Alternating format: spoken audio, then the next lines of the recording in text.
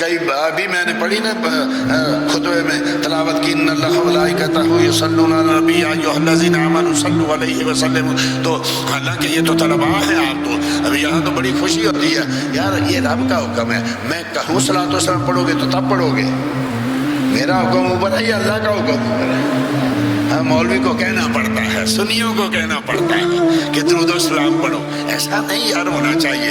جب درود و سلام کا حکم ہو تو ایسا پڑھا کرے کہ دنیا کو بھی پتا چلے, فرشتوں کو بھی پتا چلے کہ یہ محبوب کے غلام بیٹھے ہوئے ہیں. بازاروں میں ہو, دفتر میں ہو, گھر میں ہو, مسجد میں ہو, کسی میدان میں ہو, جب بھی محبوب کا نام سنو آواز سے صلی اللہ علیہ وسلم پڑھا کرو, دنیا کو پتا چلے یہ مصطفیٰ کا غلام ہے.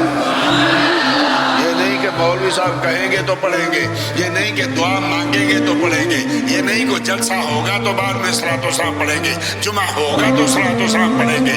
یہ ایسا نہیں ہے.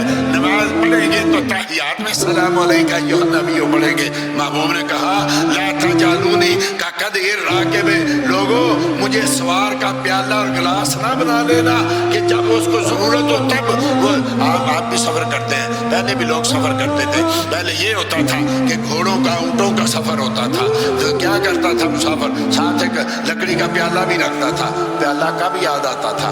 آج بھی جب آپ باہر نکلتے ہیں لمبے سفر پہ تو پانی کی بوتل ساتھ رکھتے ہیں, لیکن کب یاد آتی ہے؟ جب پیاس لگتی ہے. فرمایا مجھے پانی کا پیالہ نہ بنانا کہ جب تمہیں ضرورت ہو تو درود پڑھو. ایسا نہ کرنا کہ ابھی دعا مانگنی ہے تو نبی کا نام لوں گا, ابھی جمعہ پڑھیں گے تو نبی کا نام لوں گا, ابھی اتحیات پڑھوں گا تو درود و سلام پڑھوں گا. مجھے ایسا نہ بنا لینا. مجھے ہر عبادت, ہر دعا کے شروع میں بھی یاد رکھو, درمیان میں بھی یاد رکھو, آخر میں بھی یاد رکھو. درود و سلام جو ہے اس کو اپنا وتیرہ بنا لیجیے. سیر گلشن کون دیکھے دشت طیبہ چھوڑ کر